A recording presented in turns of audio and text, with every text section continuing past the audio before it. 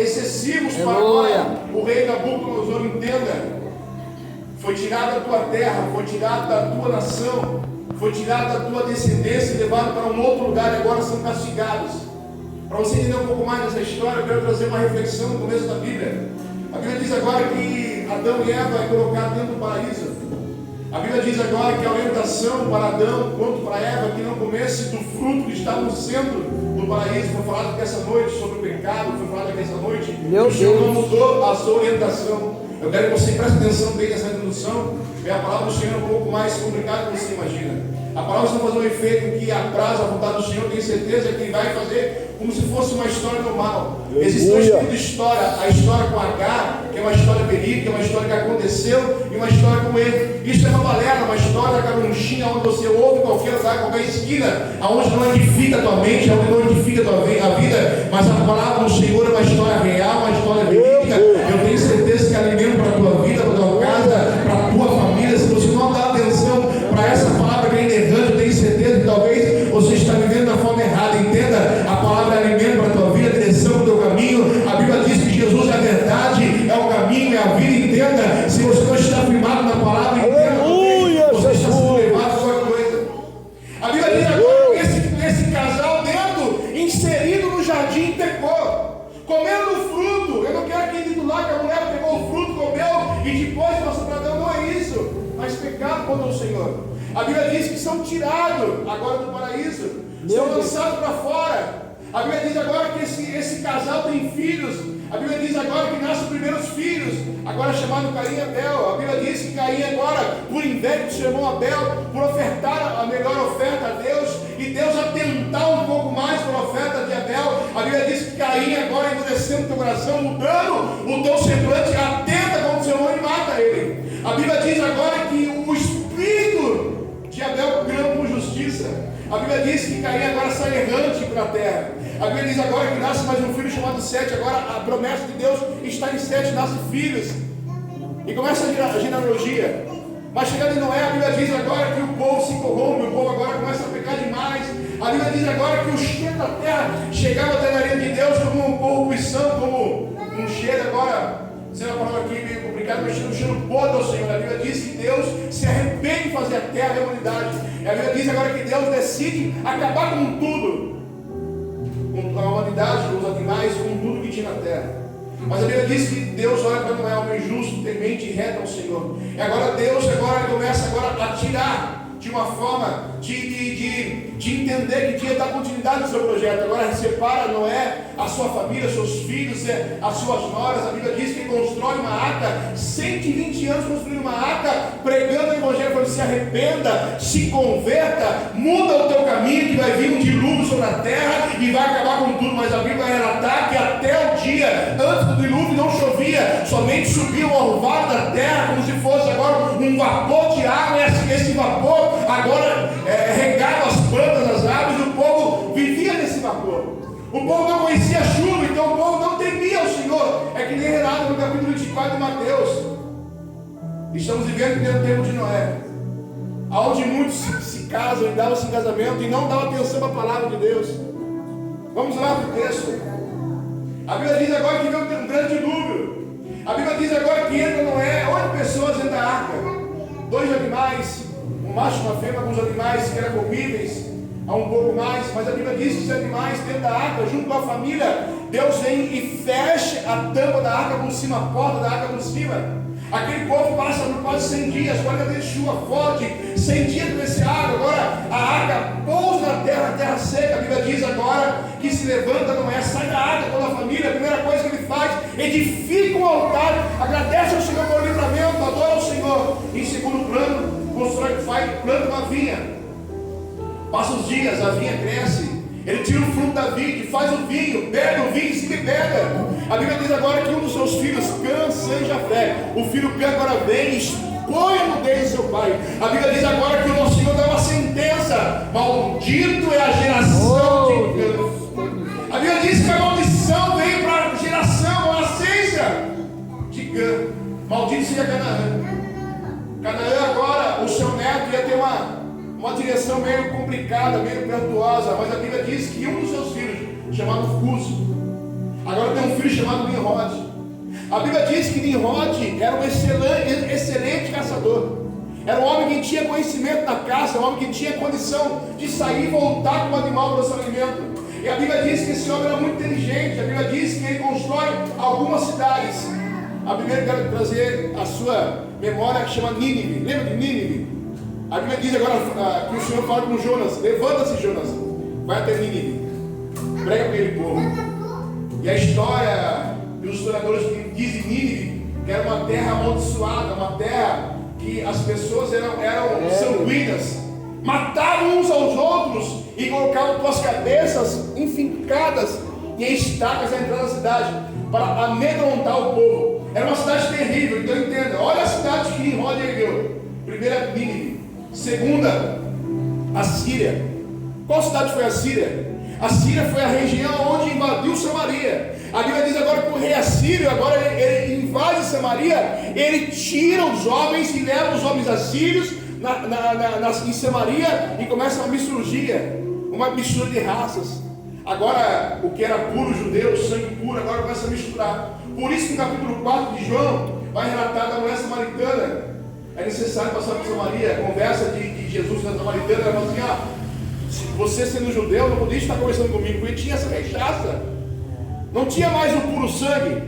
Agora o samaritano era misturado com assírios. Mas vamos lá. Então Samaria é a segunda cidade que ele levanta. E a terceira cidade que eu quero pendurar essa noite é a cidade de Babel, ou Babilônica. A Bíblia diz agora que Nimrod, olhando o teu poder, o seu conhecimento, ele começa a erguer agora uma torre chamada Babel. Você já conhece, tem até novela dele com esse nome, Torre de Babel. A Bíblia diz que a intenção de Nimrod era ser igual a Deus. Ele queria subir agora essa torre até o mais perto do céu. Entenda, quando o homem entende que Deus é maior, não adianta ele subir no prédio, não adianta ele subir até um jato, não adianta, porque Deus está agora guardado no terceiro céu, sentado no alto e subindo todo. Entenda, o homem, mais que seja conhecido, mais que ele tenha o poder, mais que o homem tenha o poder executivo, tenha poder financeiramente falando, conhecimento, não adianta. O homem sempre vai ser homem, sempre vai ser servo, não adianta. Quando o homem quer se exaltar, quer se levantar, quer ser igual a Deus, amanhã sai, Deus vem e abate, Deus vem e muda, entenda.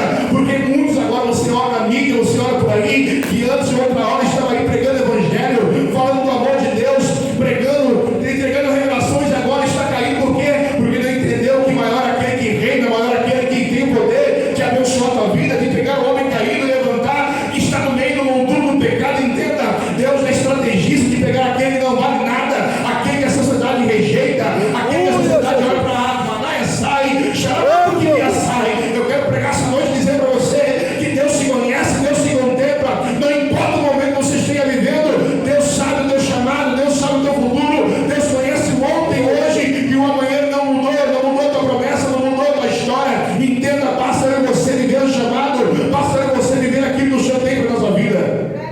A Bíblia diz que ele faz uma torre, a intenção dele é ser conhecido, ser grande. Mas a Bíblia diz que todo o soberbo é abatido. A Bíblia diz agora que Deus faz uma confusão de línguas. Aquele povo agora não entende um outro, um fala uma língua, fala outra, o povo agora dispersa. Agora vem Abraão, vem Isaac, vem Jacó. José é levado para o Egito. A Bíblia diz agora que José é levado como agora cativo, como escravo.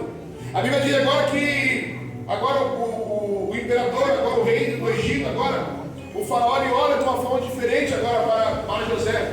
Ele coloca dentro da tua casa. A Bíblia vai dizer agora que a sua esposa, aquele homem quer se levantar contra ele, quer se deitar com ele, ele não quer, começa aquela briga, ela rasga a tua roupa, apresenta para o rei, levado novamente para agora para a cadeia, para a cela.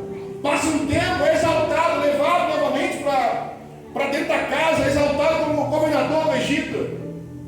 Passa 400 a 430 anos. Agora a Bíblia diz que morre o faraó. Agora se levanta um novo faraó, um novo rei.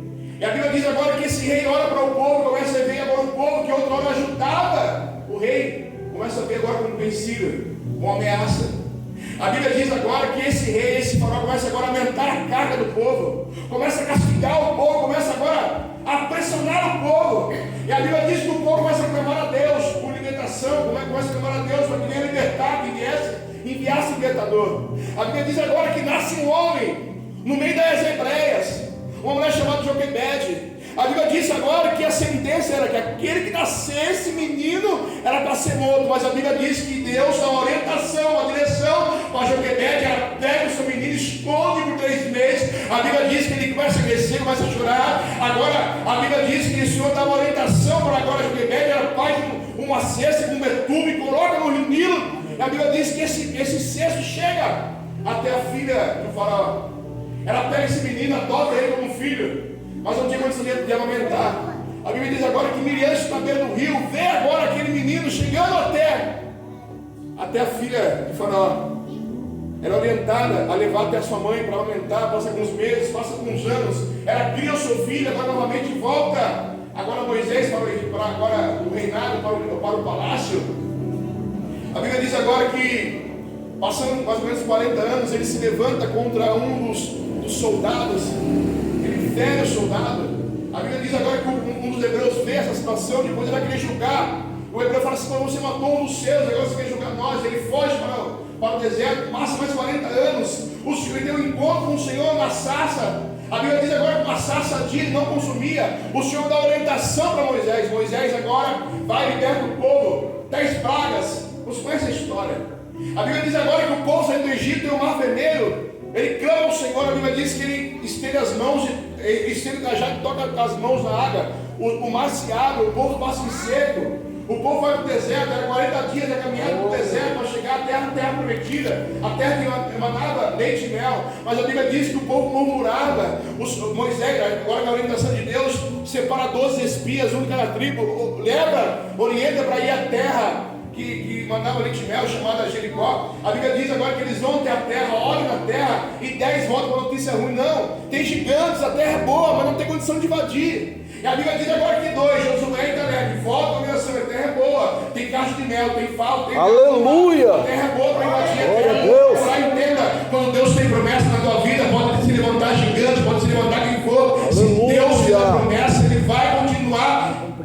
Glória a Deus. A Bíblia diz agora que Moisés é morto, Josué continua essa caminhada, orienta o povo. Infelizmente Josué não teve a direção de Moisés, não colocou agora um para continuar a obra, um sucessor do teu chamado. A Bíblia diz no capítulo 2, Juízes, versículo 10, que agora se levanta uma nação, um povo que não conhece ao Deus de Israel. Olha isso. Um povo que não foi criado, um povo que viu o milagre do deserto. A Bíblia diz que a roupa não perdia, não desgastava seus fios, o sapato não encolhia.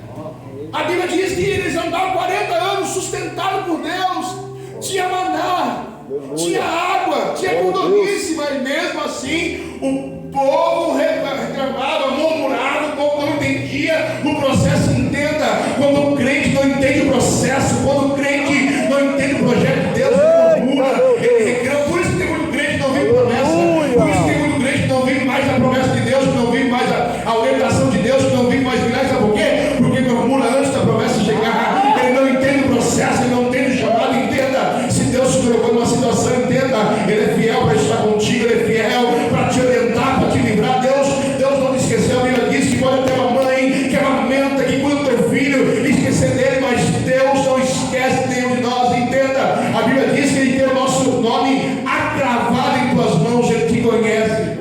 Aleluia! Ele te contempla, Ele sabe onde você está, Ele sabe quem você é. Glória a Deus. Aleluia! Meus irmãos, é Bíblia, irmãos, eu não massageio ego não, que Deus mandar falar, eu vou falar, meus irmãos. E a Bíblia diz agora que esse povo agora murmurava demais, reclamava. Um povo agora que não conhecia Deus. A Bíblia diz agora que Deus levanta juízes. O último juiz, Samuel, profeta, sacerdote e juiz. A Bíblia diz agora que Samuel agora é entregue, ofertado a Deus. Ele está no templo, e a Bíblia diz agora que o seu Senhor, o sacerdote Eli, o profeta Eli, a Bíblia diz agora que os teus filhos faziam o que queriam dentro do templo. Com os seus tridentes, se levavam todo ano uma oferta ao Senhor, um animal, e uma parte era reservada para mantimento agora dos sacerdotes. A Bíblia diz que agora os seus filhos, Ofni e Ofnéias, nem esperavam chegar a oferta, já pegavam o teu tridente, a melhor parte. Imagino eu, tinha picanha, tinha contrafilé, tinha maminha. Eles, ó, vem pra cá, e pra Deus era colchão duro. Meu Deus! Era o mocotó. Tô entendendo. Eita Deus! A Bíblia diz agora que, além de profanar o templo, eles pegavam a arca da aliança e usavam como amuleto de guerra. Eles profanavam o templo, ia para a guerra com a arca da aliança como amuleto. Olha isso, meus irmãos. A Bíblia diz agora que eles perdem a guerra, são mortos. A notícia chega até ali, ele cai na cabeça, morre, cai debaixo da cabeça. Essa mulher agora, a mulher de Ofni agora grávida, ela fala do seu filho e morre. E a Bíblia diz agora que Samuel, instituído agora como sacerdote naquele lugar, como profeta, como juiz, mas o povo começa a reclamar de novo, começa a murmurar de novo. Ah, mas os cananeus têm rei, os amorreus têm rei, por que nós não temos rei? E a Bíblia diz novamente, porque até no tempo de juiz era teocracia. Teo, Deus, democracia de Deus. Deus orientava os profetas, Deus orientava os sacerdotes, e Deus fazia. A partir desse momento começa agora a democracia. A palavra demo vem de onde? Do demônio. Por irregível até hoje, esse sentido da democracia. A partir do momento que Deus tirou as tuas mãos, o homem, deixou o homem, ele próprio se orientar, ter um rei, ele tirou as tuas mãos. Olha isso. Meu Deus. A Bíblia diz agora que Saul se levanta como rei. Pouco tempo de reinado, ele se corrompe. A Bíblia diz agora que ele vai para a batalha, não mata o chefe da batalha. A Bíblia diz que ele não espera Samuel chegar e oferta um sacrifício a Deus. Ele era rei, não era sacerdote, não ia sacrificar. A Bíblia diz que agora o Senhor tira o espírito que está em Saul e coloca em Davi, chamado como rei. Agora o Davi passa 17 anos, começa a reinar, e mesmo assim o povo começa a murmurar. O povo sempre reclamando, o povo sempre murmurando. E a Bíblia diz que chegando agora, se levanta um rei chamado Nabucodonosor. A Bíblia diz que ele invade agora a terra de Judá, Israel. A Bíblia diz que na primeira leva, ele leva alguns utensílios do reino, leva alguns jovens, leva ouro, prata, leva alguns utensílios. E a Bíblia diz agora que está no exílio babilônico, agora dentro do reinado está agora Daniel, junto com os 3 jovens, Sadraque, Mesaque e Abednego, com seus nomes agora babilônicos. E a Bíblia diz agora que na segunda leva é levado alguns anciões, alguns sacerdotes, alguns profetas, alguns levitas, aonde Ezequiel está no meio do povo, exilado. E a Bíblia diz agora que esses sacerdotes são levados agora para o exílio babilônico. A Geu vai relatar que eles não conseguem mais adorar o Senhor. A Bíblia diz agora que cessa a adoração, cessa o sacrifício. A Bíblia diz em Salmos, vai dizer que eles penduram as arcas no salgueiro, não conseguem mais adorar a Deus, são tirados da tua terra. Mas entenda, alguns intitulam que somente a glória de Deus está na igreja. Não, nós somos templo do Espírito Santo, onde estamos, o próprio Espírito está conosco. Ele nos orienta, Ele nos rege, Ele nos dá a condição de adorar a Ele em qualquer lugar. Como foi orientada a mulher samaritana, Deus não está no monte, Deus não está no templo, Deus está naquele que busca em espírito de verdade, coração aberto e atrito. Deus está preocupado com a tua adoração, Deus não está preocupado onde você mora, onde você vive, não está preocupado com o teu poder aquisitivo, não está preocupado se a igreja está cheia, está com pouca pessoa. Aleluia! Deus está preocupado se tem um coração em atrito, um coração em quebrantado.